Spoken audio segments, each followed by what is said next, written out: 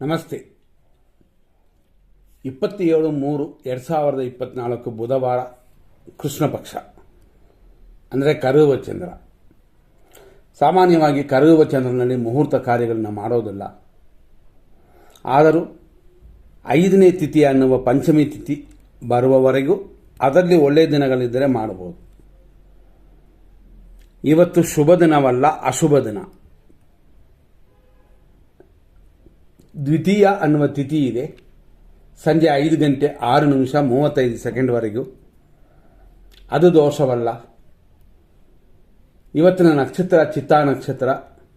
ಬೆಳಗ್ಗೆಯಿಂದ ಸಂಜೆ 4:15:16 ಆದರೆ ಮೃತ್ಯು ಕೊಡುತ್ತದೆ, ಅಂದರೆ ಮರಣಯೋಗ ಬಂದಿದೆ. ಆದ್ದರಿಂದಾಗಿ ಇವತ್ತು ಆ ಸಮಯದವರೆಗೂ ಶುಭವಲ್ಲ, ಅಶುಭ, ಮರಣ ಭಯ ಅಂತ. ಆನಂತರ ಬರುವ ಸ್ವಾತಿ ನಕ್ಷತ್ರ ಕೂಡ ಇವತ್ತು ಅಶುಭವಾಗಿದೆ. ಆದ್ದರಿಂದಾಗಿ ಇದು ಅಶುಭ ದಿನವಾಗಿದೆ. ಇವತ್ತು ದಿನ ಪೂರ್ತಿ ಪ್ರಯಾಣಗಳು ಮುಂತಾದ ಆಪರೇಷನ್ ಮುಂತಾದ ಕಾರ್ಯಗಳಿಗೆ ಸಂಜೆ 4:15 ಸಮಯವಿಲ್ಲ. ಆನಂತರ ಸ್ವಾತಿ ನಕ್ಷತ್ರ ಬರುತ್ತದೆ, ಅಶುಭ ಅಂತ. ಯಾವ ಕಾರ್ಯಗಳಿಗೂ ಉಪಯೋಗ ಇಲ್ಲ. ಇದನ್ನು ಮನಸ್ಸಲ್ಲಿಟ್ಕೊಳ್ಳಿ. ಬೆಳಗ್ಗೆ 6:19 9:37 ಬೆಳಗ್ಗೆವರೆಗೂ ಚಿತ್ತಾ ನಕ್ಷತ್ರದ 3ನೇ ಪಾದ. ಇದು ಮೃತ್ಯು ಭಯ. 9:37 ಸಂಜೆ 4:16 ಚಿತ್ತಾ ನಕ್ಷತ್ರ 4ನೇ ಪಾದ. ಇಷ್ಟಕ್ಕೆ ಚಿತ್ತಾ ನಕ್ಷತ್ರವೇ ಮುಗಿತದೆ. ಇದು ಕೂಡ ಮೃತ್ಯುವೇ. ಮಕ್ಕಳು ಹುಟ್ಟಿದ್ರೂ ಒಳ್ಳೆಯದಲ್ಲ. ಒಂದು ವೇಳೆ ಹುಟ್ಟಿದ್ರೆ ಪರಿಹಾರ ಮಾಡ್ಕೋಬೇಕಾಗ್ತದೆ. ಆನಂತರ ಸ್ವಾತಿ ನಕ್ಷತ್ರ ಪ್ರಾರಂಭವಾಗಿ ರಾತ್ರಿ 10:53 ಸ್ವಾತಿ 1ನೇ ಪಾದ. ಆನಂತರ 29 ಅವರ್ಸು ಅಂತಂತೀವಿ. ಅಂತಂದರೆ ಬೆಳಗಿನ ಜಾವ 5:30 ಸ್ವಾತಿ ನಕ್ಷತ್ರದ 2ನೇ ಪಾದ. ಇದು ಅಶುಭವೇ. ಆನಂತರ ಅಂದರೆ 5:30 ಬೆಳಗಿನ ಜಾವದ ಮೇಲೆ ನೆಕ್ಸ್ಟ್ ಸೂರ್ಯೋದಯದವರೆಗೂ ಸ್ವಾತಿ ನಕ್ಷತ್ರದ 3ನೇ ಪಾದ. ಇದು ಅಶುಭವಾಗೇ ಇದೆ. ಇದು ಇವತ್ತಿನ ದಿನವಾದ 27ನೇ ತಾರೀಕು. ಇದೇ ಉಳಿದಿರುವಂಥ ಸ್ವಾತಿ ನಕ್ಷತ್ರ ನಾಳೆ ಹೆಂಗಿದೆ ಅಂತ ನೋಡೋಕೆ ಹೋದರೆ ಅಮೃತವು ಕಾರ್ಯಲಾಭವು ಕೊಡುತ್ತದೆ. ಯಾಕೆಂತಂದರೆ ನಾಳೆ ತೃತೀಯ ತಿಥಿ ಇದೆ, ಶುಭ ತಿಥಿ. ಸ್ವಾತಿ ನಕ್ಷತ್ರವಿದೆ ಸಂಜೆ 6:38 ಅಲ್ಲಿಯವರೆಗೂ ನಾಳೆ ಅಮೃತ ಕಾರ್ಯಲಾಭ. ಆಮೇಲೆ ಕೂಡ ಸಿದ್ಧಿಯು ಸಮೃದ್ಧಿ ಇದೆ. ಶುಭ ಕಾರ್ಯಗಳಿಗೆ ನಾಳೆ ದಿನ ಚೆನ್ನಾಗಿದೆ. ಇಷ್ಟೆಲ್ಲ ನೋಡಿದ್ವಿ. ತಿರುಗಿ ಇವತ್ತಿನ ದಿನಕ್ಕೆ ಅಂತಂದರೆ 27ನೇ ತಾರೀಕಿಗೆ ಬರೋಣ.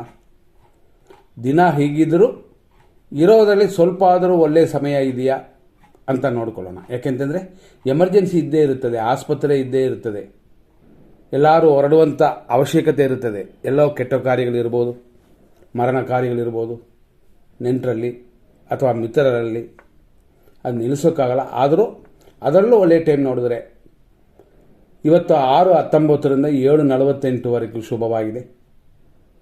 11:12 AM 11:59 AM ಶುಭವಾಗಿದೆ.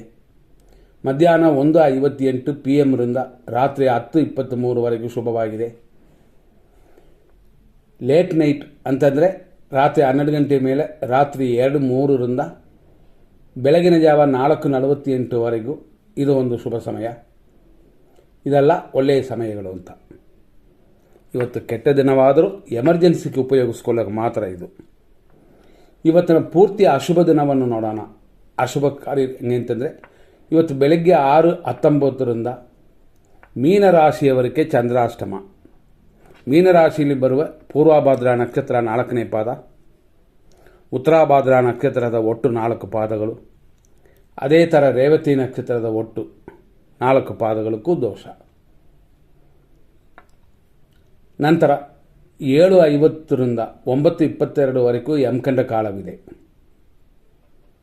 ಯಮಕಂಡ ಕಾಲನೇ ಇನ್ನೂ ಮುಗಿದಿರಲ್ಲ. ಅಷ್ಟರಲ್ಲಿ 9:08 11:10 ಮೃತ್ಯುವು ಕೂಡಿ ಬರುತ್ತದೆ. ಅದರಿಂದ ಯಮಗಂಡ ಕಾಲ ಇನ್ನೂ ಮುಗದೇ ಇಲ್ಲ. ಅಷ್ಟರಲ್ಲಿ 9:08 ಸ್ಟಾರ್ಟ್ ಆಗೋದ್ರಿಂದ 9:08 9:22 ಅದಕ್ಕೆ ದೋಷ ಕೊಡುತ್ತದೆ. ಆದ್ದರಿಂದ 11:10ವರೆಗೂ ಅಶುಭವಾಗಿದೆ. ಮಧ್ಯಾಹ್ನ 12:01 12:49ವರೆಗೂ ದುರ್ಮುಹೂರ್ತ. 12:49 ದುರ್ಮುಹೂರ್ತ ಇನ್ನೂ ಮುಗಿದಿಲ್ಲ, ಅಷ್ಟರಲ್ಲೇ ಸೆಂಟ್ರಲ್ಲೇ 12:25 1:56ವರೆಗೂ ರಾಹುಕಾಲವು ಬರುತ್ತದೆ. ಆದ್ದರಿಂದ ಈ ಸಮಯ ಅಧಿಕವಾದ ದೋಷವಿರುತ್ತದೆ. ರಾತ್ರಿ 10:25 12:10ವರೆಗೂ ನಕ್ಷತ್ರ ವಿಷಘಟಿಕಾ ಕಾಲ. ರಾತ್ರಿ 11:54 2:01ವರೆಗೂ ಮೃತ್ಯು ಇದೆ. ಬೆಳಗಿನ ಜಾವ 4:50 6:18 ವಿಷಕಾಲ. ಹಾಗಾಗಿ ಬ್ರಹ್ಮ ಮುಹೂರ್ತ ಸ್ವಲ್ಪ ಯೋಚನೆ ಮಾಡ್ಕೋಬೇಕು, ಶುಭಕರವಾಗಿಲ್ಲ. ಇಷ್ಟೆಲ್ಲ ಇವತ್ತಿನ ವಿಷಯಗಳಲ್ಲಿ. ಇದರಲ್ಲೂ ಕೂಡ ನಾವು ಏನು ನೋಡ್ತೀವಿ ಅಂತಂದರೆ, ಇವತ್ತಿನ ದಿನ ಅಭಿಜಿತ್ ಮುಹೂರ್ತವಿಲ್ಲ. ಆದ್ದರಿಂದಾಗಿ ದಿನ ಕೆಟ್ಟೋದು. ಮಧ್ಯಾಹ್ನದಲ್ಲಿ ಅಭಿಜಿತ್ ಮುಹೂರ್ತದಲ್ಲಿ ಏನಾದ್ರು ಮಾಡೋಣ ಅಂತ ಕೆಲವರು ಅದರಲ್ಲಿ ಆಸೆ ಪಡ್ತಾರೆ. ಖಂಡಿತವಾಗಿ ಅಭಿಜಿತ್ ಮುಹೂರ್ತ ಕೆಲಸ ಮಾಡೋದಿಲ್ಲ. ಹೆಚ್ಚಿನ ಗಮನ ಕೊಡಿ. ಯಾಕೆಂದರೆ ಇಲ್ಲದೇ ಇರುವ ಒಂದು ವಿಷಯವನ್ನು ಇದೆ ಅಂತ ತಿಳ್ಕೊಂಡು ಮಾಡುವಂಥದ್ದು ಕಷ್ಟವೇ, ತೊಂದರೆ ಆಗುತ್ತದೆ. ಇದೆಲ್ಲ ತಿಳ್ಕೊಂಡು ನಿಮ್ಮ ಕಾರ್ಯಗಳನ್ನು ಮಾಡಬಹುದು. ಇವತ್ತು ಪೂರ್ತಿ ಅಶುಭ ದಿನವಾಗಿರೋದ್ರಿಂದ ಯಾವ ನಕ್ಷತ್ರದವರಿಗೂ ಒಳ್ಳೆಯ ಟೈಮ್ ಇಲ್ಲ. ನನ್ನ ರಾಶಿಗೆ ಚೆನ್ನಾಗಿರುತ್ತದೆ ಇವತ್ತು, ಅವರ ರಾಶಿಗೆ ಚೆನ್ನಾಗಿರುತ್ತೆ ಅಂತ ಲೆಕ್ಕ ಮಾಡ್ಕೋಬೇಡಿ. ಆದ್ದರಿಂದ ಇವತ್ತಿನ ತಾರಾಬಲ ಚಂದ್ರಬಲವನ್ನು ಕೊಟ್ಟಿಲ್ಲ. ನಾಳೆಯ ವಿಷಯವನ್ನು ನೋಡೋಣ.